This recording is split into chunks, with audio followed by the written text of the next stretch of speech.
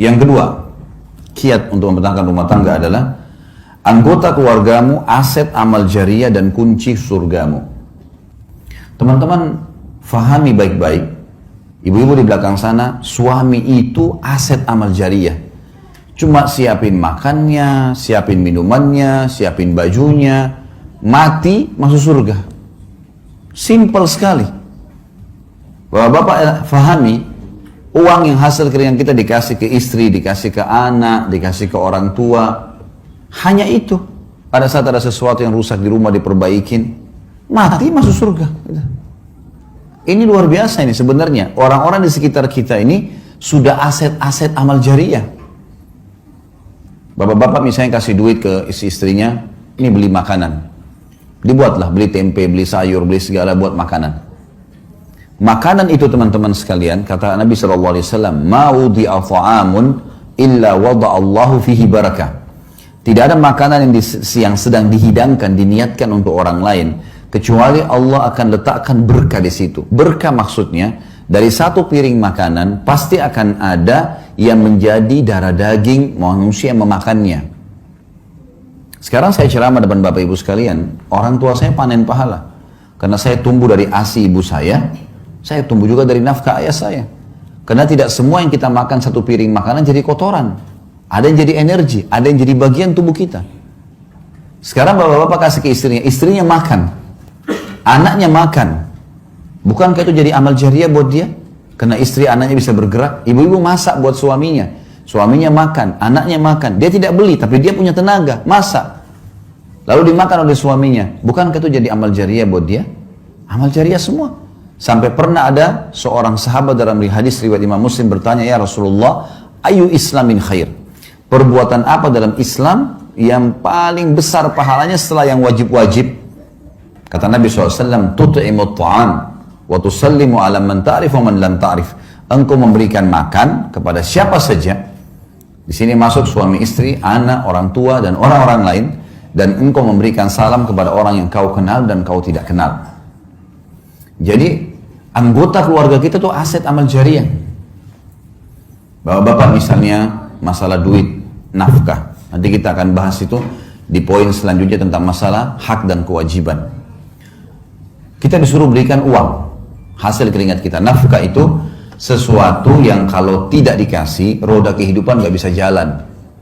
Jadi ibu-ibu bisa beli makanan, air, makan, listrik, ya. Sesuatu yang memang harus ada. Kalau enggak, maka tidak berjalan roda kehidupan. Itu namanya nafkah. Kata Nabi SAW, dinar yang engkau keluarkan untuk fakir miskin, dinar yang engkau keluarkan untuk pembebasan budak, dinar yang engkau keluarkan untuk jihad di jalan Allah, dan dinar yang engkau keluarkan untuk istri anakmu jauh lebih besar pahalanya, mengalahkan pahala yang lain-lainnya di dalam rumah itu. Berarti bapak-bapak setiap bulan terima gaji atau ada pendapatan kasih ke istri anak, itu mengalahkan pahala sedekah untuk jihad, mengalahkan pahala sedekah untuk fakir miskin. Tapi bukan berarti hadis ini ibu-ibu misalnya bilang, nah itu kan ada hadis tadi, berarti semua gaji suami harus saya pegang.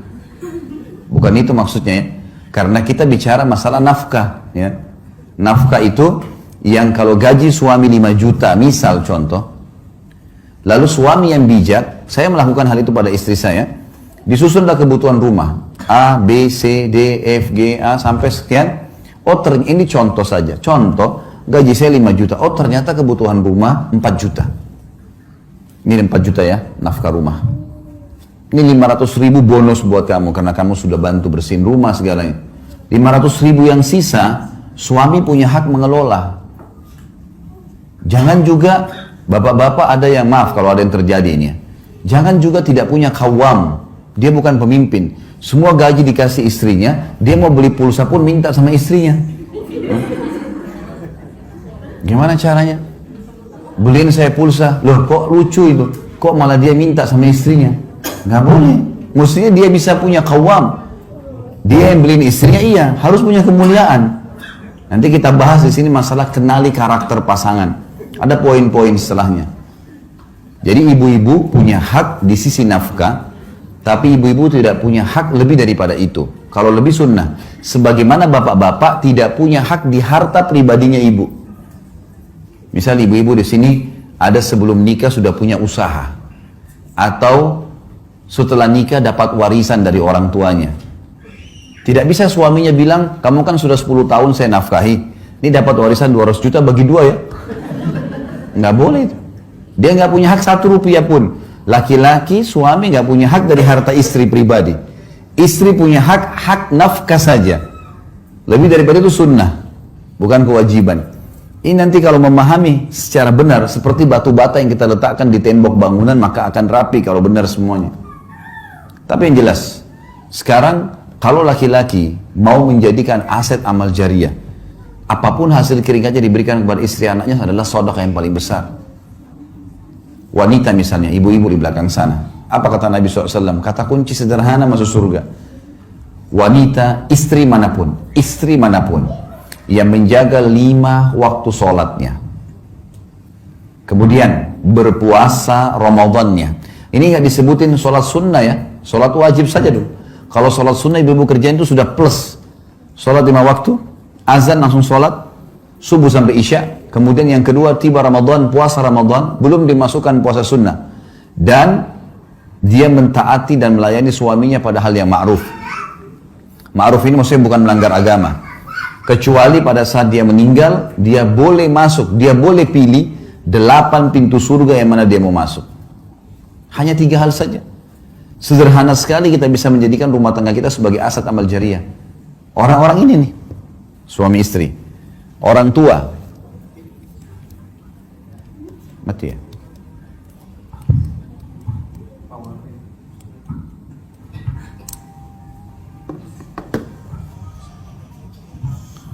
Orang tua kita misalnya, orang tua di rumah, tinggal kita berbakti dengan mereka, berikan mereka sesuatu yang terbaik, gitu kan?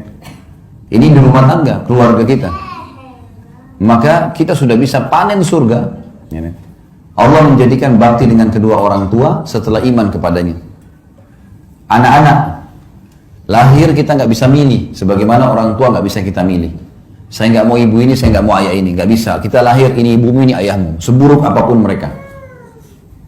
Begitu juga anak yang lahir, begitu keluar laki-laki, perempuan, sehat, sakitkah, apalah, ya, warna kulitnya seperti apa, paras wajahnya, lahir ini anakmu. Dan semua digantungkan variabel hak-hak dan kewajiban di sini. Sekarang anak-anak bisa jadi aset amal jariah, mengajar mereka jalan, mengajari mereka kalimat-kalimat, memberikan nama yang baik, selama nama itu dipanggil, selama mereka bisa jalan, semua jadi amal jariah. Jadi ini kiat yang harus kita fahami teman-teman sekalian, kalau anggota keluarga kita itu adalah aset amal jariah dan kata kunci untuk masuk ke dalam surga.